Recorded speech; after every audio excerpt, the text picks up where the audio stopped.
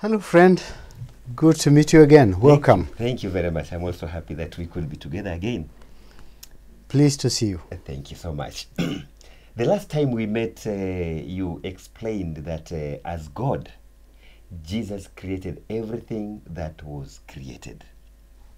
Meaning all creation has its source in Jesus Christ, the eternally living Word, who was there from the beginning. Is that right? Right. Very right. Now, I have a question here. We know that God's power is not demonstrated in creation alone. Does Jesus demonstrate this kind of power that only belongs to God? Or he also expresses it in other areas also? Okay, we pick it from the last discussion we had where we said Jesus is the creator of everything we see and everything we don't see. He created that out of his power and through his authority as God the creator. Now, but in addition to being the creator of all things, Jesus is also the sustainer of the creation. So Jesus has the power to sustain what he created in perfect order and perfect harmony. Meaning then that he has power over creation.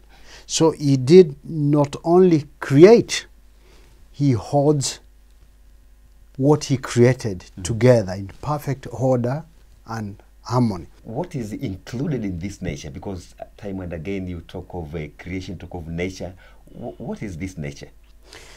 In nature, and especially in our reference today, we are talking of everything that was created, meaning all creation. And in that then we include everything physical, but also the spiritual. So we're talking of people, we're talking of trees, we're talking of the universe, we're talking of animals, but we're also talking of the spiritual beings,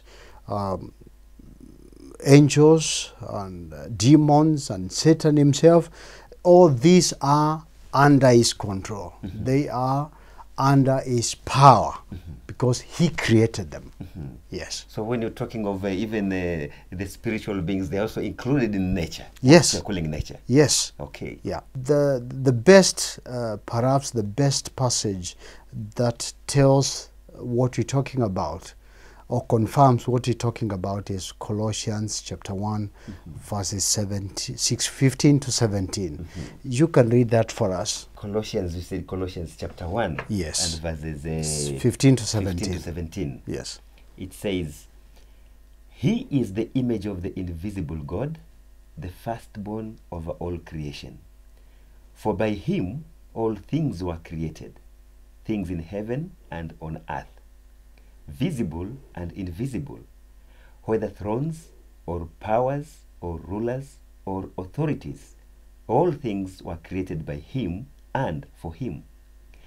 He is before all things, and in him all things hold together." Yes. The emphasis there is that he created, that is Jesus Christ created all things, and by him and through him, by his power, what he created holds together. Now, how do we demonstrate this? We have a number of examples. For example, you remember the story in Matthew 8 where Jesus calms the sea. Jesus and his disciples are traveling on a boat in the sea. And it happened that the winds blew, the storms rose, and the boat was almost capsizing. And the disciples were fearing that they would drown. At this time, Jesus is asleep someplace in the boat. And they cry to him, "Jesus, Jesus, don't you care?" They woke him up. "Don't you care that we are drowning?" And Jesus wakes up and rebukes them for lack of faith. He raises his hand and says, "Peace, let there be peace," and the winds and the storms calm down, and everybody is safe. Now, if you read verse 27, the disciples of Jesus exclaim, like, what kind of a man is this? Because even the winds and the waters obey him. Now, what they're saying is, they are not asking him a question. They're actually confirming that Jesus is not just a man. What he did that particular time, only God could do. So they are confirming that Jesus is God, because even nature obeys him. And we have other examples, for example, where Jesus changes water into wine, this wedding at Cana. We also have an example of Jesus raising Lazarus. Imagine, Jesus comes, he is sent to, Martha and Mary, the sisters to Lazarus, they call him and say, our brother is sick. But Jesus doesn't show up until Lazarus is dead, he is buried, and Jesus comes 3 days later in a hot Palestine climate and weather. This body was rotten. So when he comes, he tries to go to the tomb. They say, no, please don't. He must be rotten by now. That place is smelly. But this is no problem for Jesus. He calls for Lazarus. Lazarus, come out. And Lazarus comes out of the tomb. Jesus gave back life to Lazarus because he created it. He is the source of life. He is the source of what is natural, life included. So, you see, Jesus has power over not just nature, what we see, but he's actually the giver of life. Yes. Now there is this story we read in the Bible when Moses is leading the children of Israel out of Egypt. Yeah. Now he's taking them to the promised land, and then many things happen. Yeah.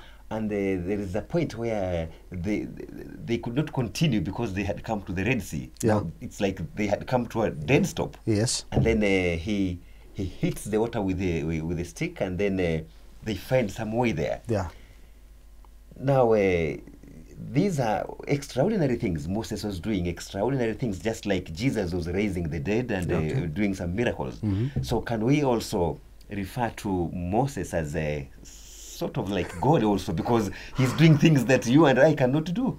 Well, not at all. We don't refer to Moses or any other miracle work in the Bible as a God or as God.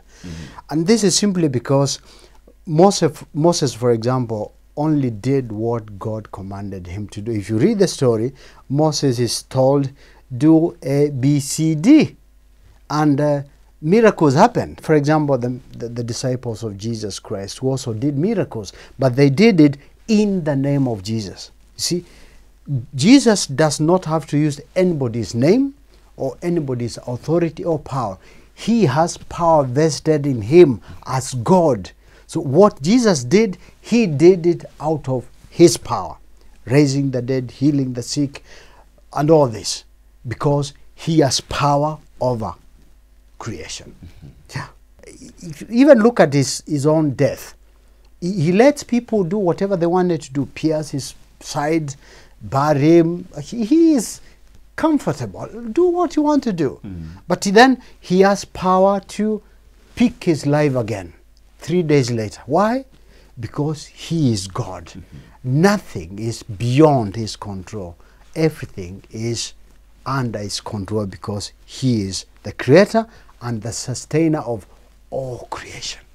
That's very interesting. Did you get it? Yeah, I'm getting it. Of course, this is difficult stuff, and maybe one single day is not enough. Yeah, thank you for what you are sharing. As we just said, it's difficult stuff because at some time I'm getting some light, and again then not getting it clearly. But Of course, I think of course, this is difficult, and you need to come if you're willing, Yes. come again and again and let's study together. Yeah. I think I'll do this, and I am very, I really appreciate what I am getting from all this. You're most welcome. Thank you very much. Please do come again, and thank you for coming today. Thank you.